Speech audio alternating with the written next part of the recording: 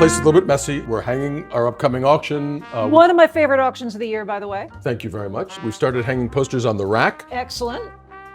We have our beach and summer resort posters, which are great. Love that one. Oh, that is a nice rack.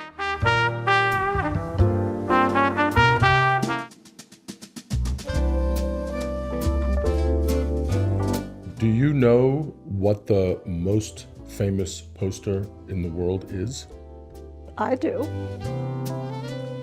This image is the most universally recognized of all posters from any country, from any era. This poster, this idea of a governmental figure pointing and asking for you to do something did not originate with this poster. James Montgomery Flagg, the artist, got this idea from a British artist named Alfred Leet, who in 1914 depicted Lord Kitchener, the British Secretary of War, who is asking British citizens for God and country to join the British Army to help fight the First World War. And then James Montgomery Flagg took this image, ran with it, and then sort of set a standard for the world, and yet he wasn't operating in a vacuum. No, he created basically the memification of like somebody pointing at you, asking you to do something, generally in this context, doing something about the war. So we have Mozin's poster using the exact same conceit. And there are dozens of different posters that happen within months of each other, all responding to this cultural moment that exploded around how to engage people with the war effort. It was a memification, it was a cultural moment. It's also interesting to note that these posters were both printed in 1917, and it is historically impossible to say which one came first. I've done a lot of research, and it's unclear whether Flagg was copying Mouzin or whether Mouzin was copying Flagg. We don't know for sure. And one of the great things about the poster world is that there are so many questions that are yet unanswered. We are working diligently, Angelina and I, and so many other people, to come up with these answers, to make them up if we don't know them, and to say them with enough authority that people think they're real. This is a real one, though. James Montgomery Flagg used himself as the model for this. So he painted this in front of a mirror. So Uncle Sam, as seen here and as known to so many people around the world, is in fact a self-portrait of the artist, James Montgomery Flagg. And the poster was so influential and popular and well-received that it was issued again in World War II with a slightly different text. You know, it's great. People often ask me, how do you tell the difference between the First World War version and the Second World War version? And there are two distinct ways to tell the difference. The most distinct way is the World War II version was substantially smaller in size. The other way is a little bit more technical. It's funny, when you read this poster, it doesn't read in the most fluent of English. I want you for U.S. Army. It seems like we're missing a preposition there. Maybe Flagg was a great artist and not such a great grammatician. Grammarian. He was not. Perhaps I'm not as good a grammatician. But in the Second World War, when this poster was re-released in a smaller format, the text was changed for I want you for the U.S. Army. So if it says I want you for the U.S. Army, that's the Second World War version. Excellent.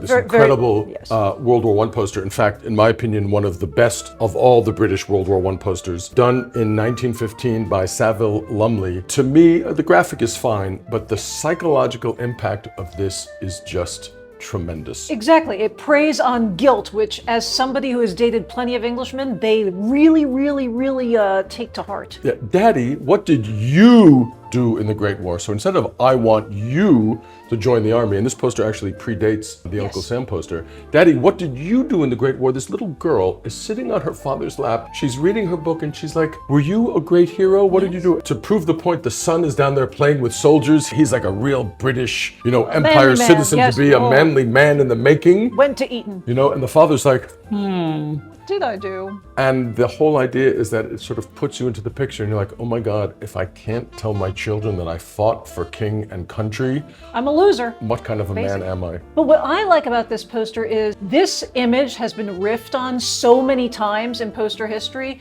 Recently, I've seen a climate change version by Just Seeds, which is a great organization, and they do really cool riffs on vintage posters. I've seen inverted ones of these, like ones about the Vietnam War, where it says, Daddy, what did you do during the Vietnam War? But it's the other way around, guilt if you participated, which I find very interesting. So the psychological push-pull of this simple question is really the driving force of the message of the poster. And it's gone even deeper into popular culture. I didn't know this again until I was doing some research on this poster. Blake Edwards of Pink Panther fame and 10, if you ever saw Blake Edwards in 1968 made a World War II movie, the title of which is Daddy, What Did You Do in the War? Wait, isn't that the one where they like fake a battle and there's a girl doing like this on the balcony? That, you know it. That's the one. Yeah. That's the one.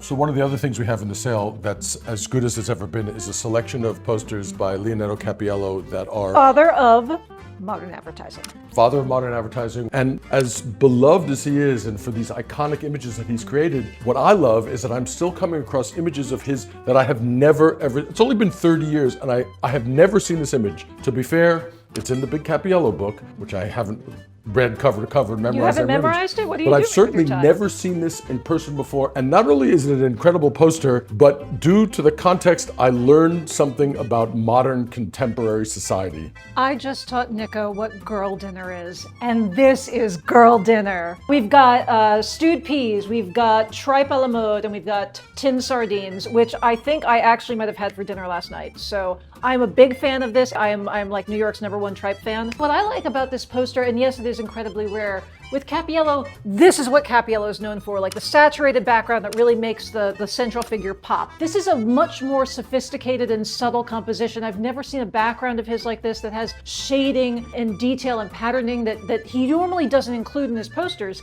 And this banquet table, it reminds me a bit of the Bibendum, like the very famous Michelin poster of that banquet table and the corpulent man enjoying the things in front of him. I eat all obstacles, is that what it is? Yes, I eat all obstacles. I eat all things that can get stuck in your tires. This man's eating all things that get stuck in your shelf. But okay, from a museum perspective, I always get asked to do an exhibition of food posters. You don't really get food posters until you have shelf-stable items. Nobody ever made posters like "Come Buy My Cabbage." No, because why would a greengrocer need to do that? Why would the local bread guy need a bread poster? Everyone goes to them anyway. Their stuff sells out daily. Once you have a national brand that needs advertising in multiple cities, then you need a poster. And this fellow, this is a upper middle class, upwardly mobile man who's Yes. sitting there. He is having a feast. He's got his glass of wine. He's got his baguette. He's got his pot of butter. And I will tell you, it's another sort of famous Cappiello conceit where the label of the company Yes. reflects the poster, right? So in his famous Nitrolian poster, you will also see the label repeated. The Infinity Cappiellos. And it really is a slice of life. I mean, you know, this man, he's got his head down and he's got his mouth filled with tripe. And it's sort of a peaceful, wonderful scene from the early days of advertising. And to your point, from the early days of food history and of tinned comestibles. Yes. And he's having a girl dinner. He's having girl dinner. Girl dinner is eternal. Girl dinner is a turtle? And there's other things I really want you to see. Specifically, we have a piece that I know is right up your sort of graphic and philosophical alley, and it is as macabre as you could possibly want. Okay. Do you know this poster? I happen to own a copy of this poster. You own this poster I own already? This poster already, and I can tell you it is incredibly rare. I didn't know anything about this until we researched it for the catalog, and the story is... Wild. You know more about it than I do, I think. So Landru, this is Landru. Landru is known as the French Bluebeard. He was basically France's most famous serial killer. He conned women. He put out like ads in the newspaper during World War I because all these women were left alone in the war. Their husbands were away and they were lonely. So he'd prey on these lonely hearts ads and get these women to get engaged to him. Then he'd kill them, burn them in his stove, and then take their money. And he was eventually convicted of killing at least 10, but over 200 were in his like little notebook of crimes. He would note in his journals which ones he thought were the most affluent, who had the most money that he could steal. He had to move outside of Paris because neighbors were getting suspicious, right? He put in a custom-made stove. Extra large. This is kind of like what he looked like. He had Yes. very enigmatic eyes, apparently, and well-tailored beard. Yeah, like Rasputin style, but clean. And the one thing about this poster that isn't accurate, he was not a cannibal, right? No. He didn't eat his victims. I also love the detail here. When they were investigating the crime scene, they unearthed the corpses of 2 dogs in the backyard, so they included a dog. So sad. The trial, by the way, was apparently off the charts crazy. Celebrity sightings, Mistinguett, Maurice Chevalier, Colette the writer. The artist, Charles Verschuren, Yes. was a Dutch artist who, as a point of, I think, great historical interest, moved to America in the mid-1920s, and he became a prominent artist in FDR's WPA project. That I didn't know, and this is different in theme than the WPA, I'd say. And the other thing that I love about this is that it exists in this sort of twilight world of we don't actually know what the poster is for. I would suspect it's for a play. The poster is a phenomenal slice of pop culture history, as you say. This man was France's most famous serial killer. This poster is like a super graphic, kind of funny and very morbid representation of what he did. The colors jump out at you. It's like got the blood red. I love it. I'm so glad you guys have it. Worst thing about it, in my opinion, is that you already own it, so there goes that. Yes, cinema. so yeah, but lucky for you.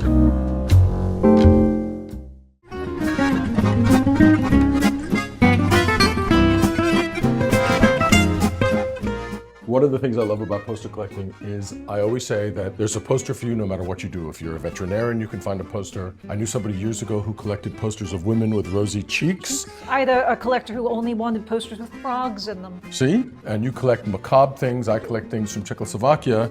These two posters speak to a very particular part of the collecting market. They both advertise cocaine-related things. Yes. Right? So closer to me, we have this Belgian theater poster. I love it. I like that it's like, it is dark, it is macabre, like you say, it is the expressionist version of the dangers of cocaine. There are several other posters advertising other cocaine productions. Yes, I own some of them, and they are equally like dark and dreary. They're warnings, if you will. As I understand the history, coming back from the First World War, cocaine or cocaine derivatives were used in the trenches to keep soldiers awake to fight. And as soldiers came back and sort of reintegrated themselves into everyday life, they found that they had cocaine problems. Yes. And so these sort of morality plays began to appear around Europe, warning about the dangers of cocaine. I mean, look, you have the graveyard, you have all the people who've died from cocaine, you have these sallowed-eyed, the seedy ladies. yeah, sort of underworldy people, and then this sort of sweet innocent, I guess, is like a lamb. And these were not famous productions. Like if you look for historical records of them, we don't know who the players were, we don't know who the scriptwriters were. Of course, there were other ways to take cocaine. And in the poster next to you, by another one of the greatest poster designers, the most famous poster designers, Jules Charest, who in 1894 designed this poster for Van Mariani. So Van Mariani, though, dates back way before then. We're going back to the 1860s, so even like way before cocaine became a moral danger to society, Van Mariani came out, which is basically red wine from Bordeaux with coca leaves. The alcohol in the wine like extracted the cocaine element to pep you up, to give you a little like pep in your step. Definitely did that. I know it was sold in America, I'm pretty sure it was sold in England, and they banned it around 1914-ish because of the cocaine. From the research I've done, several of the popes were big fans of this drink. Thomas Edison drank it. Thomas Edison drank it. We wouldn't have the light bulb without cocaine wine. The poster is great. It's like a classic, effervescent Charest maiden, sort of dancing. Charette. A charette, an actual charette, that is a word. Dancing through the stars, almost like floating, and she's drinking this wine. It's being enjoyed by the shadowy figure behind her. These are like the halcyon days before people realize that like this might not be the best thing for you. And then we move into the second phase of cocaine addiction. You had me at halcyon. Well, I have a vocabulary. That you have a great vocabulary, fueled in fact not by French tonic wine, but by by regular wine.